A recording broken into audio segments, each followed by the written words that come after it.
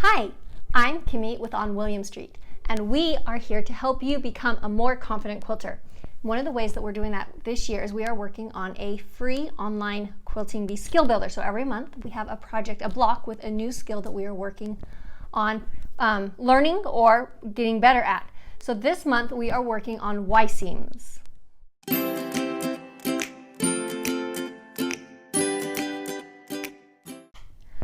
I know, you're thinking, Y seams? But I avoid those on purpose. And totally right there with you. I don't do a whole lot of Y seams, but it is definitely a good skill to have. Every once in a while, there's just a block or something you want to put together, and you need to know how to make them. So we're going to go ahead and learn them. The block that we have, don't worry, it's not super complex. It's a pretty easy block to go together to give you that practice with those seams. So let's go ahead and get started. So first, we're going to need to cut our fabric. And out of the white or your background fabric, we have 1 at 9 1/4 inches, and we have 4 at 5 1/2 inches. Yes. And then we're going to need a strip of each of our colors. So our gray, light green, yellow, and dark green. And we want those strips to be about they need to be 4 inches by about 17 inches. As long as they're at least 17 inches, we'll be okay. If they're a little bit longer, that's fine. We're going to cut these up into our star points here in just a moment. So after we have those initial pieces cut, we are going to need to cut them down into a few different sizes. So these ones, the 5 1/2 inch white squares, we're just going to go ahead and leave those. We don't need to worry about those. But these ones do need to be cut into fourths. So one thing to remember when we cut these into fourths is that is going to create our bias edges that we learned about last month. So definitely go ahead and make sure to apply those skills to this. Keep in mind that they're biased. You can go ahead and starch this if you want to put a little bit of extra stability into it. And we're going to use pins. Use your walking foot if you have it, just to make sure that we aren't stretching those seams as we put our block together. So now I've got 4 triangles instead of 1 big square, and we're going to set those off to the side with my white squares. And we're going to cut our diamonds for the stars.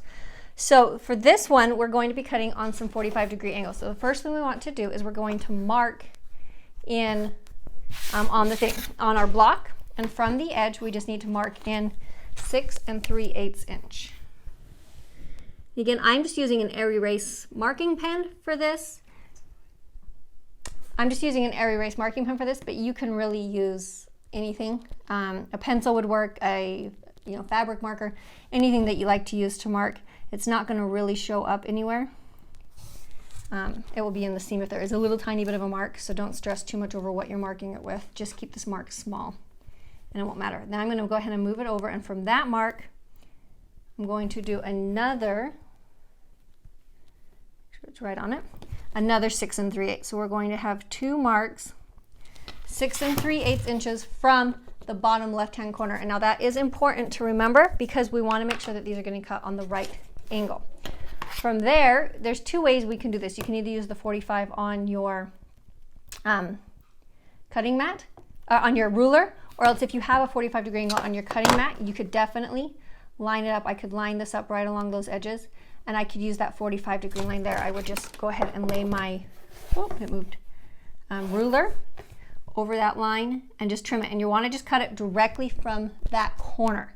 Or if you don't have those on there, like I said, if you have a ruler, you're going to put your 45-degree line up along the top or the bottom, whichever one works best, and you're just going to line it up so it hits that corner, lines up nice and straight on the 45. Make sure you're using your 45 and not the 60 or the 30, and cut across. Now you have the 45-degree there. Now we're just going to move it, and the next one I want to cut is on that line, but the same thing, a 45-degree angle going in the same direction. So I'll just show you how I would use that if I was using my cutting mat. Set it right directly on top of the line. Make sure that your ruler comes right off the fabric, right where you put that 6 3/8 mark, and cut, and then move over and do the same thing for the last one. If you line your 6 3/8 up right on that corner, when you lay your ruler down, it should just, if you line it right up on your 45-degree line, it should just hit right exactly where you need it to. So then you can go ahead and set these triangles aside. We don't need them. After you've done the dark green, you're going to want to cut the yellows out to be the exact same thing. Now, if you're using solids, you can cut the other ones the same way because it doesn't matter what side they're on. They don't have a wrong or a right side. But if you are not using solids, we need to cut the light green and the gray the other direction. So let's go ahead and grab that. So now I'm going to lay this out, and from the bottom left corner now, I'm going to go ahead and put my first mark. Remember, that's at 6 3/8 inch. Move it down. From that mark, do a second at 6 3/8 inch. And now I'm just going to use the opposite 45-degree angle to cut this side. So I'm going from this direction, take my 45, line it up right along the top. Oh. Make sure it lines up right in that lower left-hand corner and cut. Or else you can use your board here. Line it up on the, this line, sorry, the opposite one. The 45-degree line, put my mark right along the 45-degree. And trim so that it comes off the fabric right at that 6 3/8 inch mark. Move it down, put the next mark on there, and trim it off. So you can see now if these had a right side to them, the stars are going to go in opposite directions, and that's what we're going to need to put our block together later. So you've got the green and the yellow, the light green, and then the gray we're going to cut the same way. Okay, so now I have the block laid out, and we're going to actually go ahead and put this together in 4 sections originally. So I've got one already sewn together. You can see what they're going to look like. And the reason that we're doing it this way is it's going to create the biggest angles we can. When you're doing Y seams, the more obtuse the angle, the easier it's going to be to sew together. So how we're going to put this together is we're going to sew the triangle to the yellow one first, then we're going to sew that one to our light green, and then we're going to sew the corner piece on, and that's going to create all 4 of our angles. So when we're lining these up to sew them together, you want to make sure that you're lining up the points at the top. Down at the bottom, it's not going to line up perfectly, but that's okay. That's just your 1/4 inch seam that goes over, and then we're going to go ahead and put our 1/4 inch seam on it.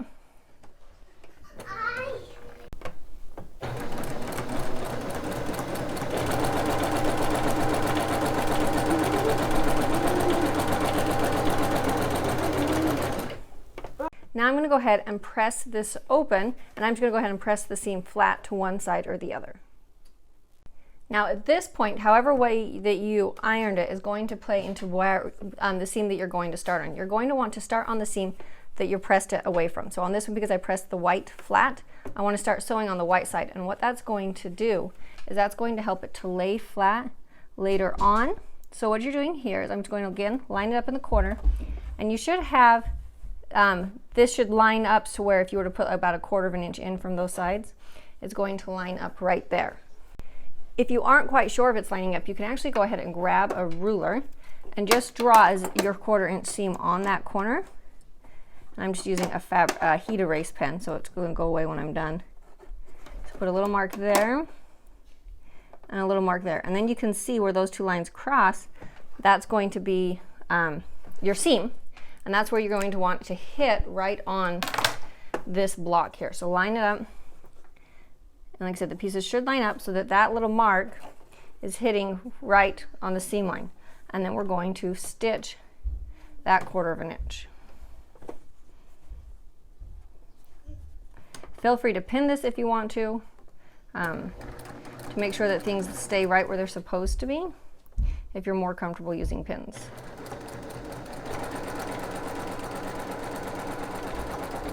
Okay, so when we get down here, we're going to stop right on that dot.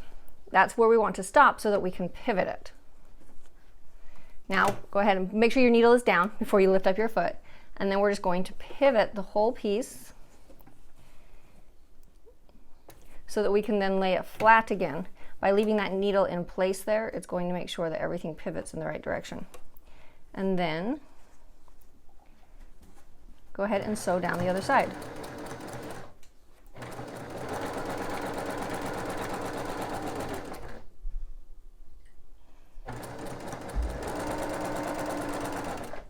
Then when you open it up, it should lay nice and flat. If you do have a little bit of a funky something going on there, after you get over it and iron it, that usually makes that layout. You can see after I press that out, that's not really a crease.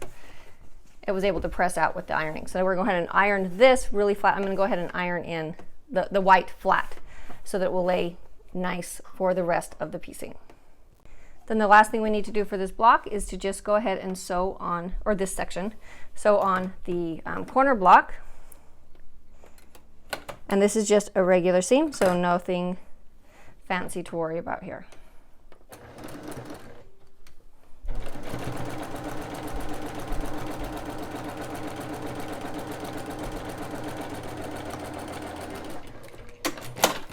Iron that, and then we'll create the next section. One quick thing to note as we're putting this together, I'm ironing all the seams so they kind of go radially around, but I'm ironing them all the same direction. And by doing that, it's going to make it really easy to put them together, because when I sew the seams together, I'm going to be able to have everything folded the same way. So I definitely recommend picking one side and ironing all your seams that way. Okay, so now that we have our 4 sections, we're going to make them into 2 sections, and we're going to do that by sewing these 2 together and these 2 together. So again, you do have the Y seam here. So we're going to look at our seams, and we're going to be sewing that way. So we're going to start out here, sew down this seam first, and then sew out the seam here, lining it up along the edge. Again, if you want to go ahead and mark your point here, just put your 1/4 inch, draw a little mark, 1/4 inch here, draw a little mark, and then that will help you to keep everything, and you know that that's the point that you're going to stop on. So we're just going to go ahead and sew both halves together. All right, and now we have the 2 halves together, and we're ready to do that last and final seam. So the same thing, all my seams are going that way and that way. So we're going to start up in this corner, work your way down, go across, and then go ahead and turn it for the one on the bottom side. One more thing that you can also do now is you've got some extra tips here in the center. If you wanted to just grab some scissors and trim off the extra points, that is going to help reduce some of the bulk that is going to be in the center of the quilt. So I'm just going to take a few moments and just trim those. And that's just, like I said, it's going to remove some of the bulk since there's a lot of seams coming together there. So on this, make sure that you're focusing on keeping these outside seams lined up nice and square and straight, and then also your inside point. So I am going to use a few pins on this one to make sure that these hit where they're supposed to hit. But I will probably pin as I go, because I don't want to have it pinned together here in the middle while I'm trying to maneuver this seam. So I'll sew this seam, stop, turn it, line it up, pin this in the middle while it's on my machine, come down to here, and then line it up and make sure that it's lined up in this outside corner too. And now your quilt block is done. You made it through all of those Y seams, and you're getting better. I'm sure by the time we got to the end, they were going better than the beginning. So keep practicing, keep working on that, and finish up this block, and we will come back next month. We'll start on our next one, and we are getting so close. This one actually makes number 7, so we are over halfway done. And I love the collection of blocks that I'm seeing. The ones that we have, they're coming together so great, and all the ones that you guys are sharing. So please continue to share, and make sure that you subscribe to our YouTube channel so you don't miss any of our future videos. And you can also follow us on Facebook or Instagram, or subscribe to our email through our website and see updates anytime that we're doing anything. And we will see you next week. Bye.